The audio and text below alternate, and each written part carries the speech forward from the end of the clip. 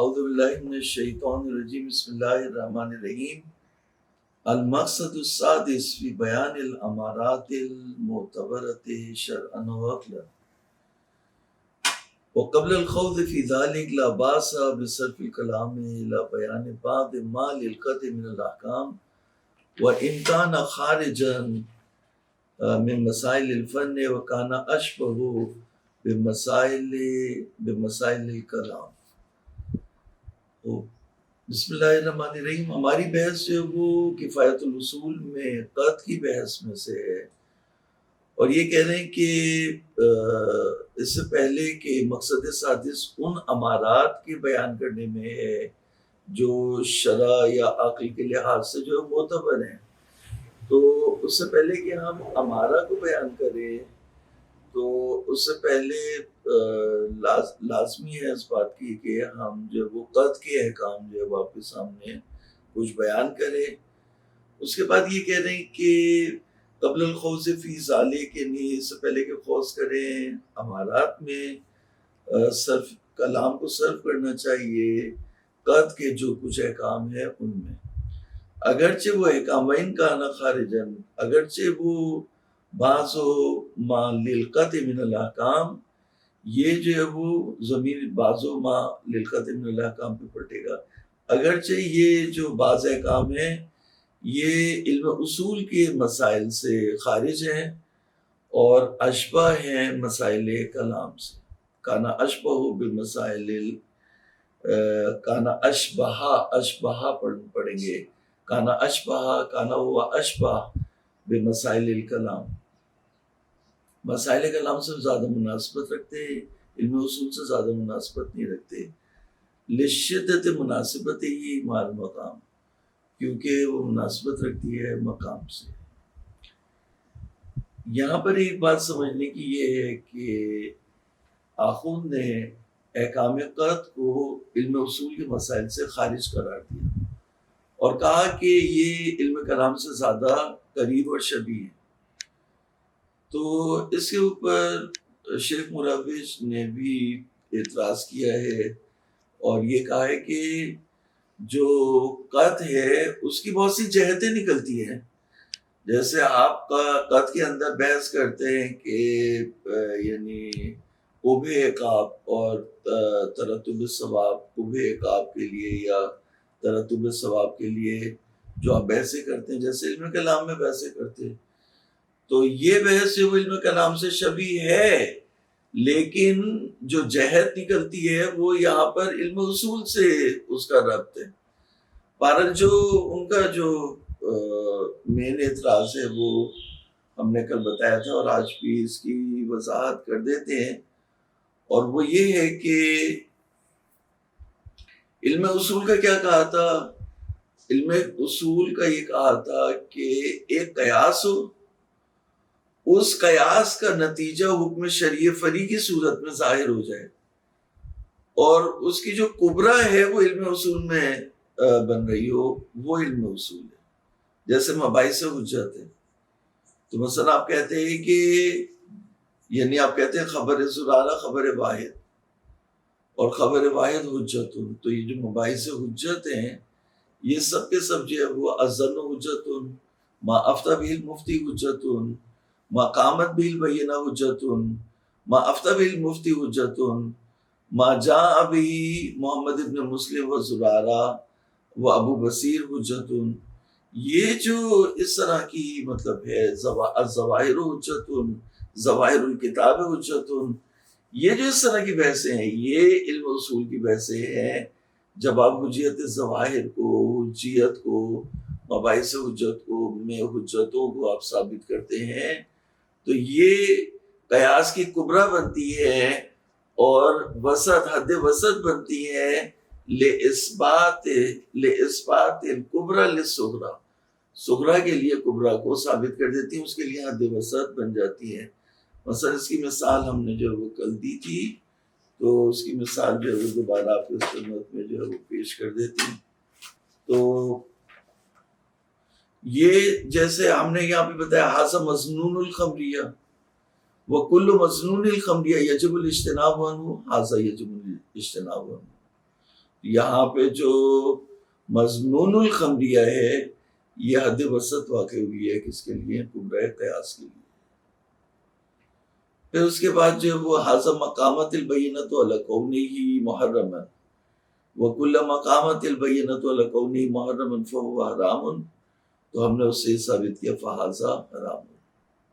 اس کو یہ دیکھیں، اس کو تھوڑی دیر جہاں روک کے رکھے تاکہ طالب علم اس کو پاز کرنا چاہے نا تو اس کو پاز کر لیں.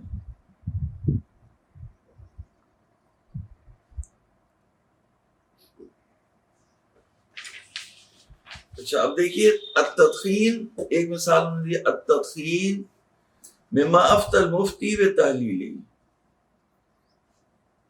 تدخین ان چیزوں میں سے ہے کہ مفتی نے فتویٰ دیا کہ حلال ہے.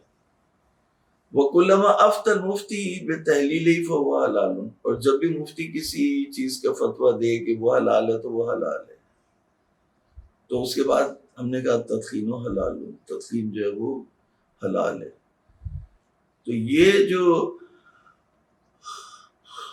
نتیجہ نکلا وہ یہ نکلا کہ جو حکم شرعی فرعی ہے وہ ہمیں حاصل ہوا اور اس کی کبرہ قیاس علم اصول میں بنی.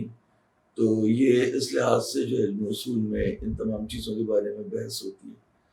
لیکن قط کے بارے میں قط سے جو اس طرح سے علم اصول میں بحث نہیں ہوتی، اس لیے کہ قط کی حجیت کو ہم ثابت نہیں کرتے، ظن کی حجیت کو ہم ثابت کرتے ہیں، خبر واحد کی حجیت کو ہم ثابت کرتے ہیں، فتوی مفتی کی حجیت کو ہم ثابت کرتے ہیں، بینہ کی حجیت کو ہم ثابت کرتے ہیں.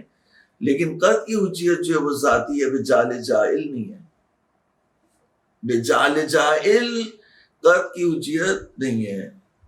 اچھا اس کی جو مثال تھی، وہ جو مثال انہوں نے شیخ انصاری نے، ایک بات ہم نے یہ کہی تھی کہ اگر طالب علم یہ چاہے کہ کفایہ کو جو جلد دوم میں اگر اس کو حل کرے اور بہت اچھے مباحث ہیں تو اس کو چاہیے کہ رسائل کو پہلے حل کرے. اگر رسائل اس کے لیے حل ہے تو پھر کفایہ اس کے لیے حل ہو سکتی ہے، اگر رسائل حل نہیں ہوگی تو کفایہ حل نہیں ہوگی.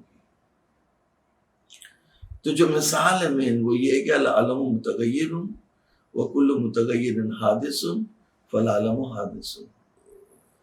تو ہم نے عالم کا حدوث ثابت کرنا ہے. تو اس سے کیسے ثابت کیا؟ تغیر سے، تغیر جو حد وسط ہے. تو یہ بات تھی. لیکن اگر ہم کہتے ہیں کہ الظن حجت، جیسے یہ دیکھیے یہاں پر ہے نا، یہ سائٹ پہ الظن حجت القط حجت، تو یہ دونوں ایک طرح سے نہیں ہیں. ظن میں یہ ہوتا ہے کہ ہم جیسے ہم کہتے ہیں خبر الواحد حجت، ظن حجت، یعنی حجیت کو ظن کے اوپر حامل کرتے ہیں، حجیت کو خبر واحد کے اوپر حامل کرتے ہیں، حجیت کو اجتہاد اور تقلید کے اوپر حامل کرتے ہیں. لیکن قط میں ہم اس طرح سے نہیں کر سکتے کہ حجیت کو قط کے اوپر حامل کریں، کیونکہ قط کی جو حجیت ہے وہ ذاتی ہے.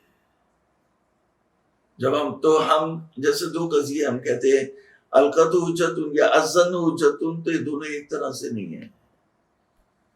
ٹھیک ہے، یعنی القط حجت یہ حمل شائع سنائی، یعنی حمل ذاتی اولی ہے. القط حجت یعنی حجت اور قط ایک ہی ہے، ذاتی ہے اس کا. تو خوب یہ مطلب ہو گیا. اب جو بات ہے وہ یہ ہے کہ تو انہوں نے یہ کہا کہ جو قط ہے اس میں ترتب ثواب اور قوہ عقاب اور ترتب ثواب کی جو بحثیں ہیں وہ علم اصول میں جو ہے استحقاق ثواب کی اور عقاب کی جو بحثیں ہیں، تو قط میں بھی اسی طرح کی بحث ہے. تو اس کا جواب انہوں نے یہ دیا ہے کہ تجری کی جو بحث ہے، تجری کیا ہے انشاءاللہ اس پہ بحث کریں گے. تجری یعنی جب میں سمجھ رہا ہوں کہ مثال کے طور پر ایک کام مولا نے حرام کیا ہوا ہے، مثال کے طور پر میرے ہاتھ میں بندوق ہے اور سامنے جو ہے وہ کوئی بندہ ہے اور مولا نے کسی انسان کو گولی مارنے کو حرام قرار دیا ہے، اور میں نے یہ سمجھ کے کہ یہ مومن ہے اور مولا کا دوست ہے، یہ میں نے مار دی، تو حرام کام انجام دیا نا میں نے. اب وہ دو صورتیں، یا ہم فرض کریں کہ وہ لگی اس کے یا نہیں لگی. یا لگی تو پھر کسی ایسے کے جا کے لگی جو مولا کا دشمن تھا. مولا خوش ہو گیا, کام صحیح ہو گیا. لیکن میں نے جو ماری تھی وہ کس کو ماری تھی؟ مولا کے دوست کو ماری تھی, حرام سمجھ کے ماری تھی. تو تجری یعنی جہاں پر انسان ایک کام کو انجام دے یہ سمجھتے ہوئے کہ یہ مولا کی مخالفت ہے اور حرام ہے, تو اور بعد میں پتہ چلے کہ یہ کام حرام نہیں تھا, تو وہ ایک برا ہے, قوت تجری ہے. یہ بحث جو ہے وہ علم اصول میں ہے, جبکہ یہ قط کی بحثوں میں سے. اور دوسری بحثیں بھی جو ہے وہ ان کا ربط ہے جو علم اصول میں بحث ہوتی ہیں, اگرچہ وہ یعنی کبرائے قیاس اس طرح سے یہ کہا اس طرح سے واقع نہیں ہوتی, لیکن ان سے بھی جو ہے وہ علم شرعی فری حاصل ہوتا ہے, بالآخر ہوتا ہے, بالآخر مربوط ہے. تو اس لیے جو ہے وہ علم اصول سے, علم اصول میں جو جہت ہے اس جہت سے علم اصول میں قط کے احکام سے جو ہے وہ بحث ہوتی ہے. یہ ایک مطلب ہو گیا. اب اس کے بعد انہوں نے کہا کہ فعلم ان العاقل البالغ ان البالغ الذي وضع علیہ القلم. تو شیخ انصاری نے وہاں پہ رسائل میں کہا فعلم ان المکلف, مکلف الفعلی, تو انہوں نے کہا ہے مکلف, شیخ نے کہا ہے مکلف. تو یہ شیخ کی جو ہے وہ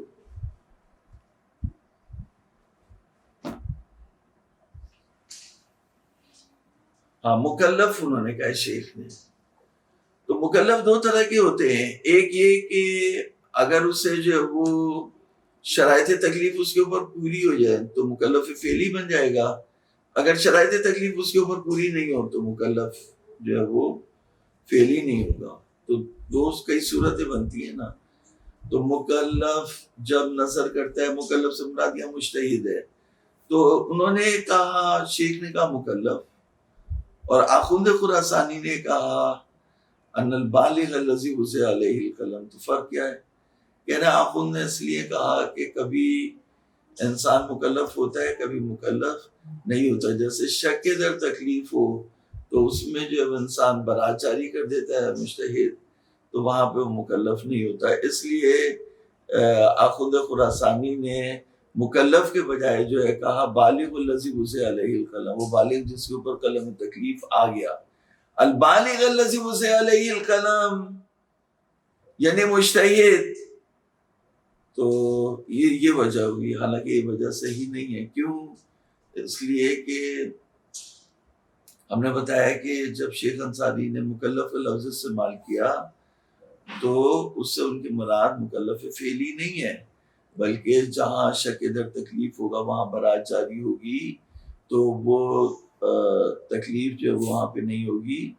تو اس لیے اسے مکلف کہا کہ مکلف کبھی فعلی ہوتا ہے کبھی فعلی نہیں ہوتا. تو اگر وہ کہتے ان المکلف الفعلی اذا التفت الى حکم شرعی تو بات صحیح ہو جاتی, لیکن جب انہوں نے کہا ان المکلف تو یہاں پہ بات آ گئی کہ کبھی فعلی ہوتا ہے کبھی فعلی نہیں ہوتا.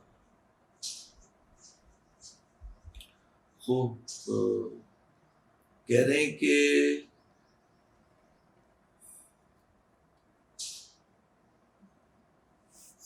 اچھا اب بات یہ کہ یا اسے مکلف کو شک حاصل ہوتا ہے یا زن حاصل ہوتا ہے یا قط حاصل ہوتا ہے.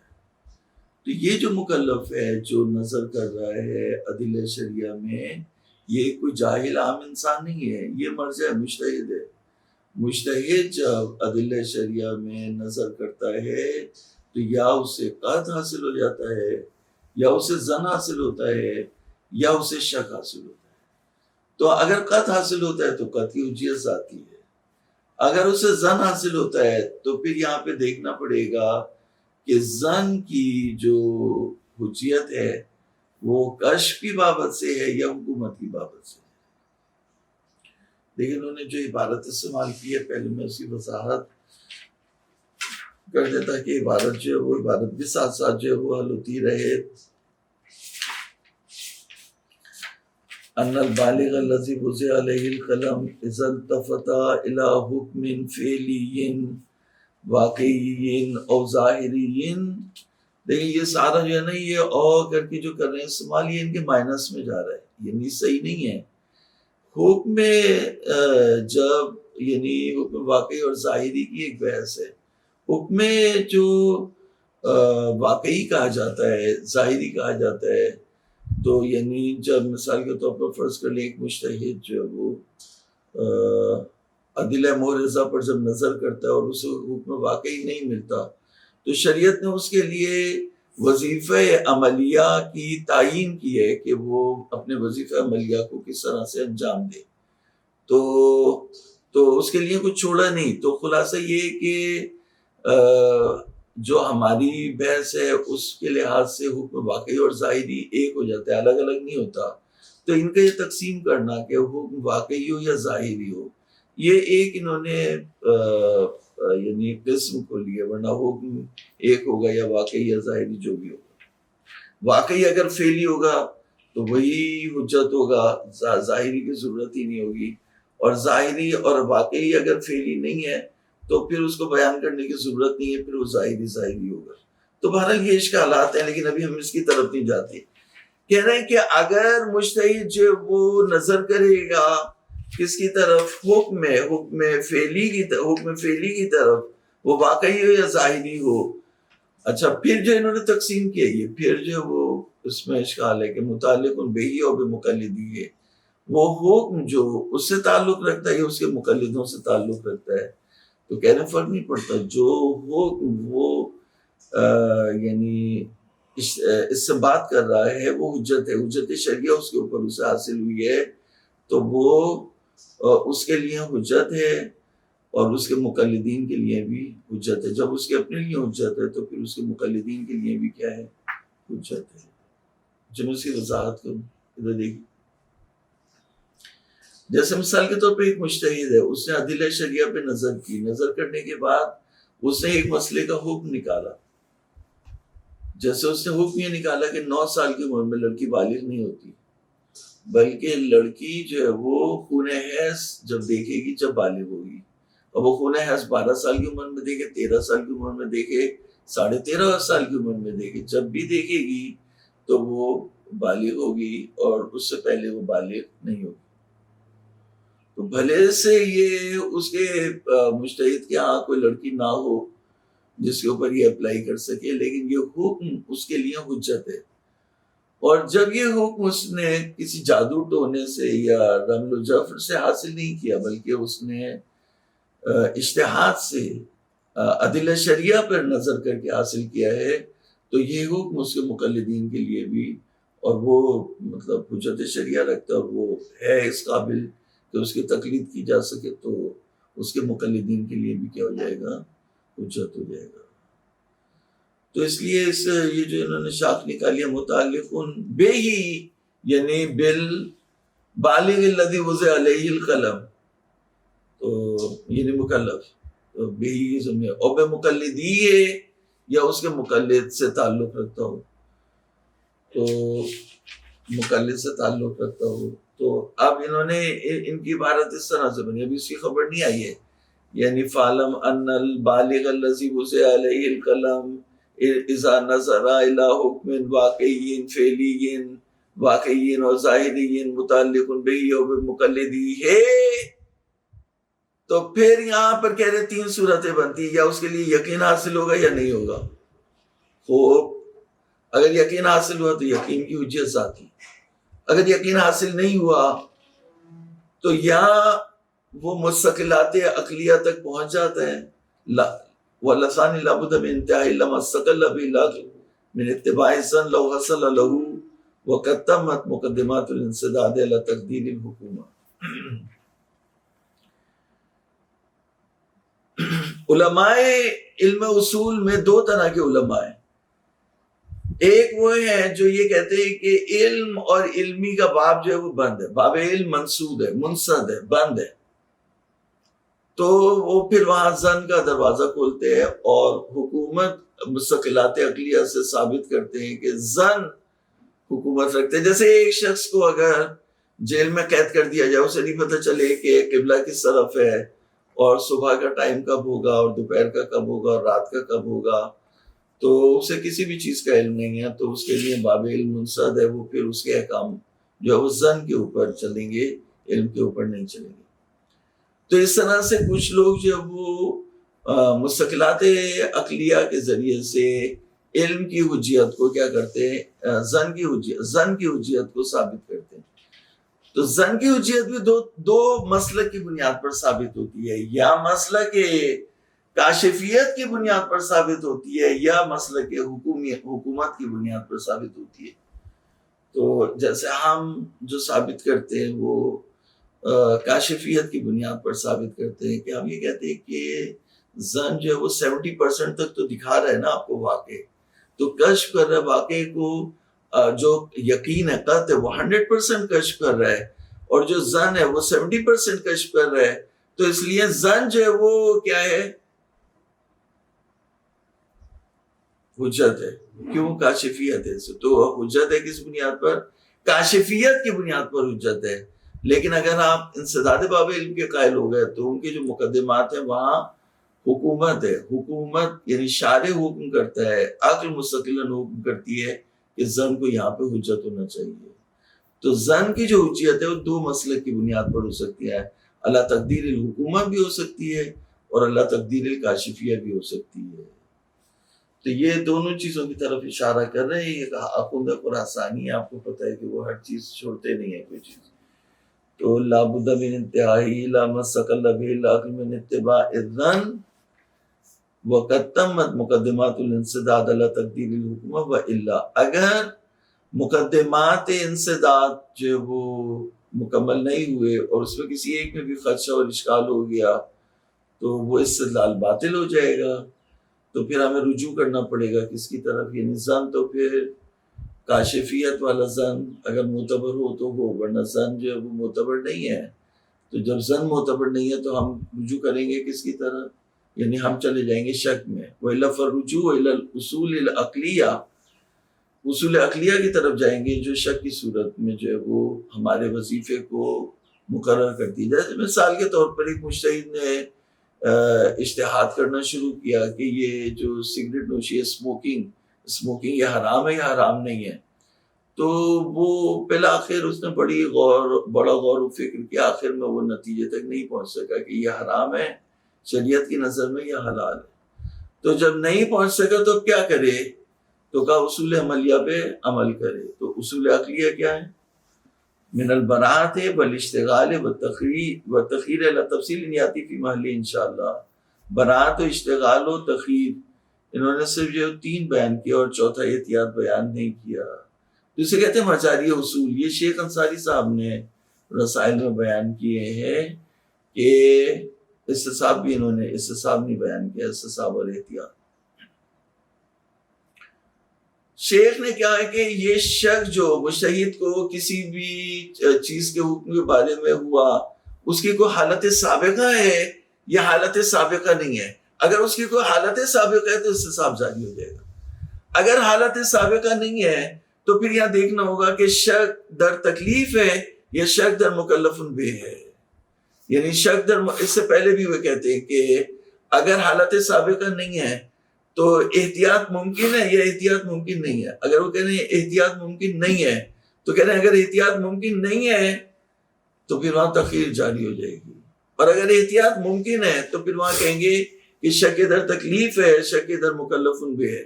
اگر شک در تکلیف ہے تو برات جاری ہو جائے گی، اور شک در مکلف بے ہے تو اشتغال یا احتیاط جو ہے وہ جاری ہوگی۔ تو اس طرح سے جو ہے وہ یہ مجاری اصول کی تقسیم ہم نے آپ کے سامنے پیش کر دی۔ تو اب یہ کہہ رہے ہیں وَإِنَّمَا أَمَّمْنَا مُتَعَلِّقَ الْقَطْعِ لِعَدَمِ اخْتِصَاصِ أَحْكَامِهِ بِمَا إِذَا كَانَ مُتَعَلِّقًا بِالْأَحْكَامِ الْوَاقِعِيَّةِ وَخَصَّصْنَا بِالْفِعْلِ لِاخْتِصَاصِهَا بِمَا إِذَا كَانَ مُتَعَلِّقًا بِهِ عَلَى مَا سَتَطَّلِعُ عَلَيْهِ وَلِذَلِكَ أَدِلَّ مَا فِي رِسَالَةِ شَيْخِنَا الْعَلَّامَةِ أَعْلَى اللَّهُ مَقَامَهُ مِنْ تَثْلِيثِ الْأَقْسَامِ۔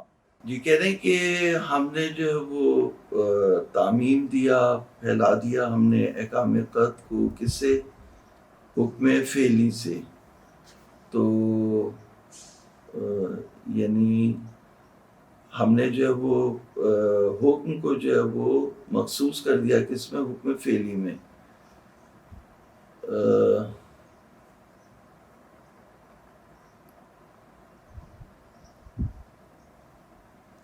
تو ہم نے حکم کو جو ہے وہ حکم فعلی میں وہ کر دیا. تو حکم فعلی میں جب ہم نے کر دیا تو پھر اس کے بعد جو ہے وہ کہہ رہے ہیں کہ اقسام جو ہے وہ 3 ہی ہوگی.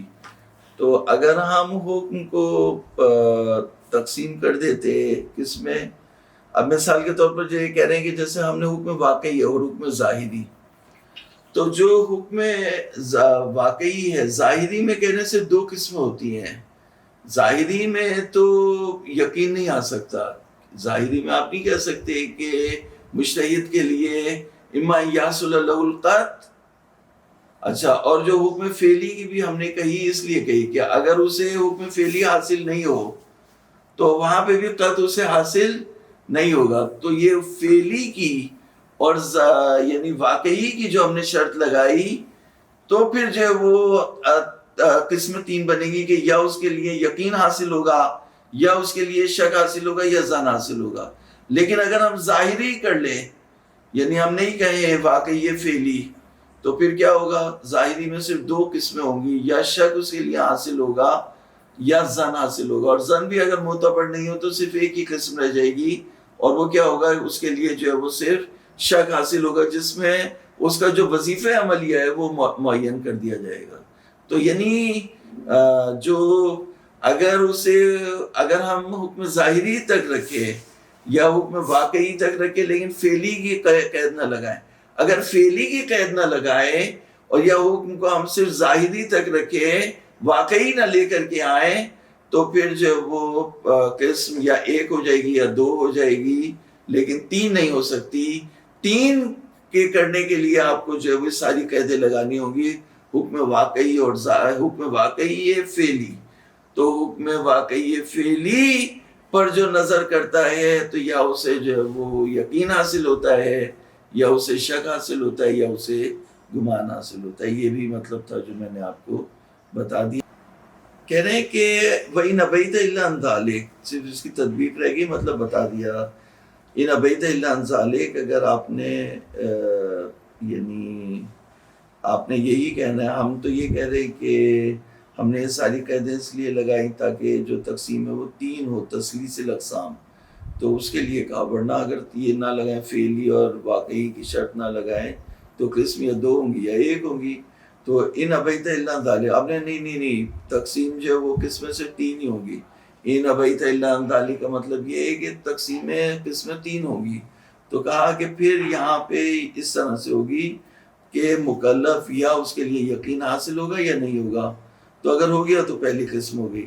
والثانی، اگر یقین حاصل نہیں ہوگا تو یا طریق معتبر اس کے پاس ہے عمل کرنے کے لیے، یا طریق معتبر اس کے پاس نہیں ہے. تو تاکہ یہ قسمیں جو یہ تقسیم ہم نے اس طرح سے کیوں کی، تاکہ جو 3 قسمیں وہ آپس میں تداخل نہ کریں.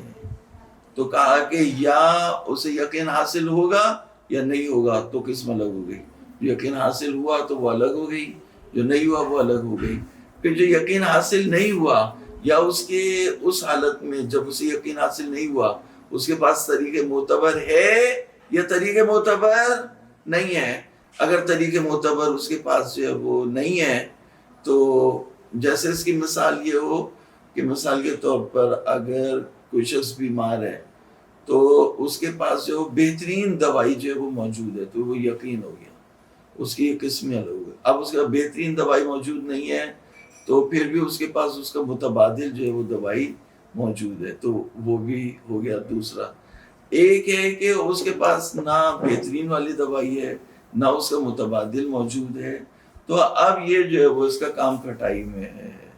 تو اب یہ کیا کرے؟ تو ہاں یہ جو ہے وہ ٹھیک ہے، پھر حکیم کو دکھا لے جب اس کے پاس جو ہے وہ بھی نہیں ہے، یا ہومیوپیتھک میں چلا جائے. تو یہاں پہ بھی اسی طرح سے کہہ رہے ہیں کہ اقسام جو ہے وہ ان میں تداخل نہ ہو، فیما یذکر لها من الاحکام، جو ان کے لیے احکام بیان کریں گے ان میں تداخل نہ ہو، اس کے لیے ہم نے انہیں تقسیم کیا۔ وَمَرْجَعُهُ عَلَى الْأَخِيرِ إِلَى الْقَوَاعِدِ الْمُقَرَّرَةِ عَقْلًا وَنَقْلًا لِغَيْرِ الْقَاطِعِ، عقلاً و نقلاً جو غیر قاطع اس کے لیے جو قواعد مقرر ہوئے ہیں وہی اس پر عمل کرے گا۔ وَمَن يَقُومُ عِندَهُ الطَّرِيقُ عَلَى تَفْصِيلٍ يَأْتِي فِي مَحَلِّهِ، اور جس کے لیے طریق تفصیل سے جو ہے وہ معین ہو گئی ہے وہ بھی بعد میں آئے گا اس کی بحث، اور ہم اس کو بیان کریں گے۔ تو اب یہاں سے جو ہے وہ یہ یقین کی بحث کے بارے میں جو احکام ہیں اس سمیت کے بعد وہ شروع کر رہے ہیں، اور کل ہم ان کو آپ کی خدمت میں بیان کریں گے۔ صلی اللہ علیہ محمد وآلہ الطیبین۔